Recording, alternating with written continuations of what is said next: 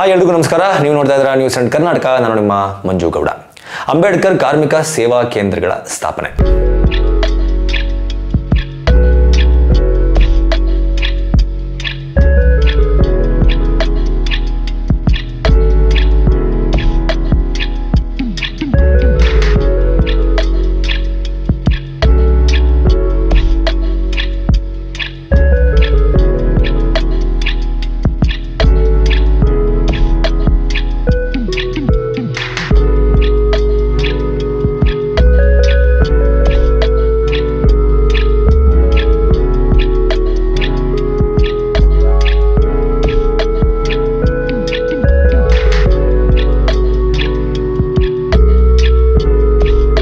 ಈ ಒಂದು ಯೋಜನೆಯನ್ನ ಕರ್ನಾಟಕ ರಾಜ್ಯ ಸರ್ಕಾರ ಆರಂಭ ಮಾಡೋದಕ್ಕೆ ಎಲ್ಲ ರೀತಿಯ ಸಿದ್ಧತೆಗಳನ್ನ ಮಾಡಿಕೊಳ್ಳುವುದರ ಜೊತೆಗೆ ಒಂದು ದಿಟ್ಟವಾದಂತಹ ಹೆಜ್ಜೆಯನ್ನ ಇಡ್ತಾ ಇದೆ ಅಂತ ಹೇಳಿದ್ರೆ ತಪ್ಪಾಗಲ್ಲ. ಯಾಕಪ್ಪ ಅಂತಂದ್ರೆ ಈ ಒಂದು ಯೋಜನೆಯಿಂದ, ಈ ಒಂದು ಕೇಂದ್ರಗಳ ಸ್ಥಾಪನೆಯಿಂದ ಸಾಕಷ್ಟು ಜನ ಕಟ್ಟಡ ಕಾರ್ಮಿಕರು, ಅಂದ್ರೆ ಕಟ್ಟಡ ನಿರ್ಮಾಣ ಹಂತದಲ್ಲಿ ತಮ್ಮನ್ನ ತಾವು ತೊಡಗಿಸಿಕೊಳ್ಳುವಂತಹ ಕಾರ್ಮಿಕರು ಏನಿದ್ದಾರೆ, ಇಂತಹ ಕಾರ್ಮಿಕರಿಗೆ ಸಾಕಷ್ಟು ರೀತಿಯಲ್ಲಿ ಹೆಲ್ಪ್ ಆಗುತ್ತೆ.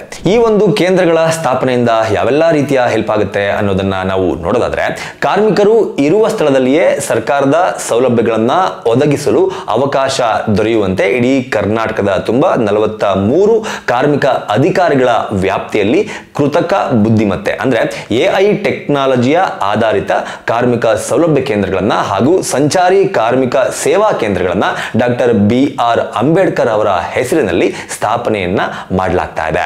ಇದರ ಸಲುವಾಗಿ ಕರ್ನಾಟಕದ ಕಾರ್ಮಿಕ ಸಚಿವರು ಹಾಗೂ ಕರ್ನಾಟಕ ಕಟ್ಟಡ ಮತ್ತು ಇತರೆ ನಿರ್ಮಾಣ ಕಾರ್ಮಿಕ ಕಲ್ಯಾಣ ಮಂಡಳಿಯ ಅಧ್ಯಕ್ಷರೂ ಆಗಿರುವಂತಹ ಶ್ರೀ ಸಂತೋಷ್ ಲಾಡ್ ಅವರು ಇವರ ಸಾರಥ್ಯದಲ್ಲಿ ಈ ಮಹತ್ವದ ಯೋಜನೆಯನ್ನ ರೂಪಿಸೋಕೆ ಒಂದು ಹೆಜ್ಜೆಯನ್ನ ಇಡಲಾಗಿದೆ.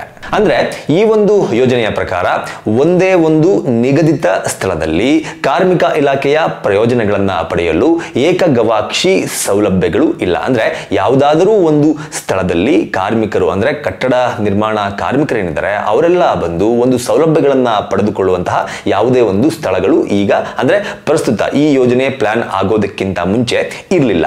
ಈ ಪ್ರಯೋಜನಗಳನ್ನ ಪಡೆಯುವ ಸಲುವಾಗಿಯೇ ಕರ್ನಾಟಕ ಸರ್ಕಾರ ಈ ಒಂದು ಯೋಜನೆಯನ್ನ ಆರಂಭ ಮಾಡೋದಕ್ಕೆ ಮುಂದಾಗಿದೆ. ಇದಕ್ಕಿಂತ ಮುಂಚೆ ಯಾವೆಲ್ಲ ಸಮಸ್ಯೆಗಳು ಎದುರಾಗ್ತಿತ್ತಪ್ಪ ಅಂತಂದ್ರೆ, ಕಾರ್ಮಿಕರಿಗೆ ಸರ್ಕಾರದಿಂದ ಸಿಗುವಂತಹ ಯೋಜನೆಗಳು ಯಾವುದಿದೆ, ಅದನ್ನ ಪಡೆದುಕೊಳ್ಳೋದು ಹೇಗೆ, ಅದಕ್ಕೆ ಅರ್ಜಿಯನ್ನ ಸಲ್ಲಿಸೋದು ಹೇಗೆ, ಹೀಗೆ ಸಾಕಷ್ಟು ಗೊಂದಲಗಳು ಈ ರೀತಿಯ ಕಾರ್ಮಿಕರಿಗೆ ಏರ್ಪಡ್ತಾ ಇತ್ತು. ಅದನ್ನ ದೂರ ಮಾಡುವ ದೃಷ್ಟಿಯಿಂದ ಇದೀಗ ಈ ಒಂದು ಯೋಜನೆಯನ್ನ ಆರಂಭ ಮಾಡಲಾಗ್ತಾ ಇದೆ. ಈ ಮುಂಚೆ ಈ ರೀತಿಯ ಸೌಲಭ್ಯಗಳನ್ನ ಪಡ್ಕೋಬೇಕು ಅಂತಂದ್ರೆ ಈ ರೀತಿಯ ಕಾರ್ಮಿಕರು ದೂರದಲ್ಲಿರುವಂತಹ ಸರ್ಕಾರಿ ಕಚೇರಿಗಳನ್ನ ಹುಡುಕಿಕೊಂಡು ಹೋಗಬೇಕಾಗ್ತಾ ಇತ್ತು. ಆದ್ರೆ ಎಕ್ಸ್ಕ್ಲೂಸಿವ್ಲಿ ಇದಕ್ಕೆ ಅಂತಾನೆ ಯಾವ ರೀತಿಯ ಒಂದು ಆಫೀಸ್ ಕೂಡ ಇರಲಿಲ್ಲ. ಸೊ ಇದನ್ನ ಮನಗಂಡಿರುವಂತಹ ಕರ್ನಾಟಕ ಸರ್ಕಾರ ಇದೀಗ ಕರ್ನಾಟಕದ ರಾಜ್ಯದಾದ್ಯಂತ 43 ಸ್ಥಳಗಳಲ್ಲಿ ಅಂಬೇಡ್ಕರ್ ಕಾರ್ಮಿಕ ಸೇವಾ ಕೇಂದ್ರಗಳನ್ನ ಹಂತ ಹಂತವಾಗಿ ಆರಂಭಿಸೋಕೆ ಮುಂದಾಗಿದೆ. ನೋಂದಾಯಿತ ಕಟ್ಟಡ ಕಾರ್ಮಿಕರಿಗೆ ಮಂಡಳಿ ನೀಡುವ ಎಲ್ಲ ಅನುಕೂಲಗಳನ್ನ ಸುಲಭವಾಗಿ ತಲುಪಿಸುವ ಉದ್ದೇಶದಿಂದ ಈ ಕಾರ್ಮಿಕ ಸೇವಾ ಕೇಂದ್ರಗಳು ಸಹಕಾರಿ ಆಗತ್ತೆ. ಅದರ ಜೊತೆಗೆ ಈ ಕಾರ್ಮಿಕ ಸಹಕಾರಿ ಕೇಂದ್ರಗಳು ಅಂತ ನಾನು ಏನು ಹೇಳ್ತಾ ಇದ್ದೀನಿ, ಇದರ ವಿಶೇಷತೆಗಳು ಏನಪ್ಪಾ ಅನ್ನೋದನ್ನ ನಾವು ನೋಡೋದಾದ್ರೆ, ಕಟ್ಟಡ ಮತ್ತು ಇತರ ನಿರ್ಮಾಣ ಕಾರ್ಮಿಕರನ್ನ ನೋಂದಾಯಿಸಲು ಮತ್ತು ಅವರಿಗೆ ವಿವಿಧ ಅಂದ್ರೆ ಸರ್ಕಾರದ ಕಡೆಯಿಂದ ಸಿಗುವಂತಹ ವಿವಿಧ ಸೌಲಭ್ಯಗಳನ್ನ ವಿತರಿಸಲು ಕೃತಕ ಬುದ್ಧಿಮತ್ತೆ, ನಾನು ಆಗ್ಲೇ ಹೇಳಿದೆ, AI ಟೆಕ್ನಾಲಜಿಯನ್ನ ಆಧಾರಿತ ಕಾರ್ಮಿಕ ಸೌಲಭ್ಯ ಕೇಂದ್ರಗಳನ್ನ ಇವರು ಸ್ಥಾಪಿಸೋದಕ್ಕೆ ಮುಂದಾಗಿದ್ದಾರೆ. ಸಂಚಾರ ಸೇವಾ ಕೇಂದ್ರಗಳನ್ನ ಸಹ ಆರಂಭಿಸಲು ಈ ಒಂದು ಯೋಜನೆಯಲ್ಲಿ ಕ್ರಮವನ್ನ ಕೈಗೊಳ್ಳಲಾಗಿದೆ. ಈ ಕೇಂದ್ರಗಳಲ್ಲಿ ಎಲ್ಲಾ ಆಡಳಿತ ಮತ್ತು ಸೇವಾ ಸಂಬಂಧಿತ ಪ್ರಕ್ರಿಯೆಗಳನ್ನ ನಿರ್ವಹಿಸಲು ಏಕೀಕೃತ ಡಿಜಿಟಲ್ ವ್ಯವಸ್ಥೆಯನ್ನ ಸಹ ಜಾರಿಗೆ ತರಲಾಗ್ತಾ ಇದೆ. ಬಳಕೆದಾರರ ಸ್ನೇಹಿ ಮೊಬೈಲ್ ಅಪ್ಲಿಕೇಶನ್ ಅನ್ನ ಸಹ ಇದರಲ್ಲಿ ಆರಂಭ ಮಾಡಲಾಗ್ತಾ ಇದೆ. ಈ ಮೊಬೈಲ್ ಅಪ್ಲಿಕೇಶನ್ ನಿಂದ ಕಾರ್ಮಿಕರು ದಾಖಲೆಗಳನ್ನ ಅಪ್ಲೋಡ್ ಮಾಡಬಹುದು ಮತ್ತು ವಿವಿಧ ಸೌಲಭ್ಯಗಳ ಅರ್ಜಿಗಳ ಪ್ರಗತಿಯನ್ನ ಸಹ ಟ್ರ್ಯಾಕ್ ಮಾಡಬಹುದು. ಅಂದ್ರೆ ಈ ಒಂದು ಸೌಲಭ್ಯದ ಅಂಡರ್ ನಲ್ಲಿ ಏನು ನೀವು ಅರ್ಜಿಯನ್ನ ಸಲ್ಲಿಸಿರ್ತೀರಾ, ಆ ಅರ್ಜಿ ಯಾವ ಹಂತಕ್ಕೆ ಬಂದಿದೆ ಅನ್ನೋದನ್ನ ಸಹ ನೀವು ನಿಮ್ಮ ಮೊಬೈಲ್ ನಲ್ಲೇ ಅಪ್ಲಿಕೇಶನ್ಗಳ ಮೂಲಕ ಟ್ರ್ಯಾಕ್ ಅನ್ನ ಮಾಡುವಂತಹ ಸೌಲಭ್ಯವೂ ಸಹ ಇದರಲ್ಲಿ ಇರಲಿದೆ. ಓವರ್ ಆಲ್ ಆಗಿ ಹೇಳೋದಾದ್ರೆ ಈ ಒಂದು ಕೇಂದ್ರಗಳಿಂದ ಈ ಕಟ್ಟಡ ನಿರ್ಮಾಣ ಕಾರ್ಮಿಕರೇನಿದ್ದಾರೆ ಇವರಿಗೆ ಸಾಕಷ್ಟು ರೀತಿಯ ಹೆಲ್ಪ್ ಅಂತೂ ಆಗತ್ತೆ.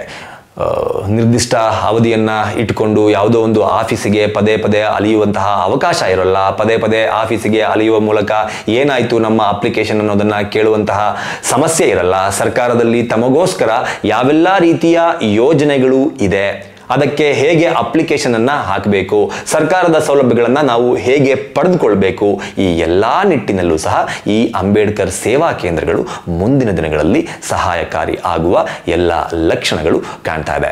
ಏನನ್ಸುತ್ತೆ ನಿಮಗೆ? ಅಂದರೆ ಕಟ್ಟಡ ನಿರ್ಮಾಣ ಕಾರ್ಮಿಕರ ಒಂದು ಏಳಿಗೆಗಾಗಿ ಸರ್ಕಾರ ತೆಗೆದುಕೊಂಡಿರುವಂತಹ ಈ ಒಂದು ನಿರ್ಧಾರದ ಬಗ್ಗೆ ನಿಮ್ಮ ಅನಿಸಿಕೆ ಏನು ಅನ್ನೋದನ್ನು ಸಹ ತಿಳಿಸಿ. ಈ ಇನ್ಫಾರ್ಮೇಷನನ್ನು ಯಾರೆಲ್ಲ ಕಟ್ಟಡ ನಿರ್ಮಾಣ ಕಾರ್ಯದಲ್ಲಿ ತೊಡಗಿಸಿಕೊಂಡಿರ್ತಾರೆ ನಿಮ್ಮವರು, ಅವರಿಗೂ ಸಹ ಈ ಇನ್ಫಾರ್ಮೇಷನ್ ಅನ್ನ ತಲುಪಿಸಿ ಅಂತ ಕೇಳ್ಕೊತಾ ಈ ವಿಡಿಯೋನ ಮುಗಿಸ್ತಾ ಇದ್ದೀನಿ. ನಮಸ್ಕಾರ.